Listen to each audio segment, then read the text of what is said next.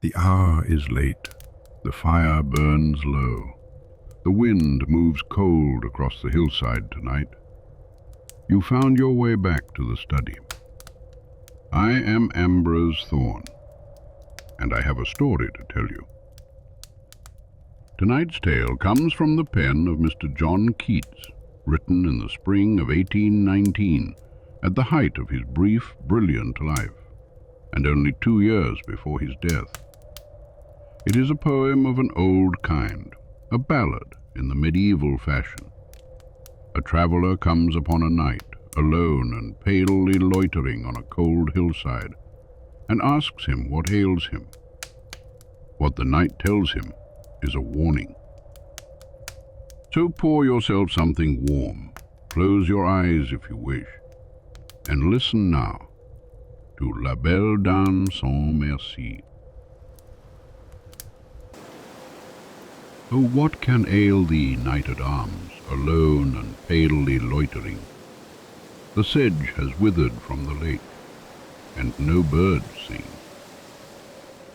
Oh, what can ail thee, knight-at-arms, so haggard and so woe-begone? The squirrel's granary is full, and the harvest's done. I see a lily on thy brow, with anguish moist and fever dew, and on thy cheeks a fading rose, fast withereth too.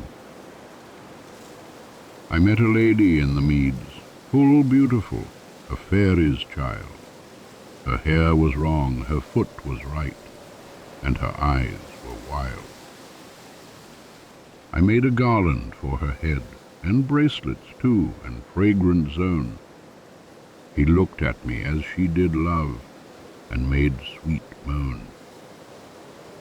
I set her on my pacing steed, and nothing else saw all day long, for sidelong would she bend, and sing a faerie's song.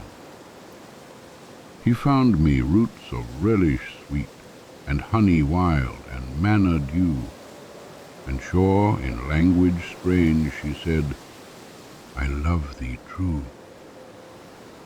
He took me to her elfin grot, and there she wept and sighed full sore, and there I shut her wild, wild eyes with kisses 4.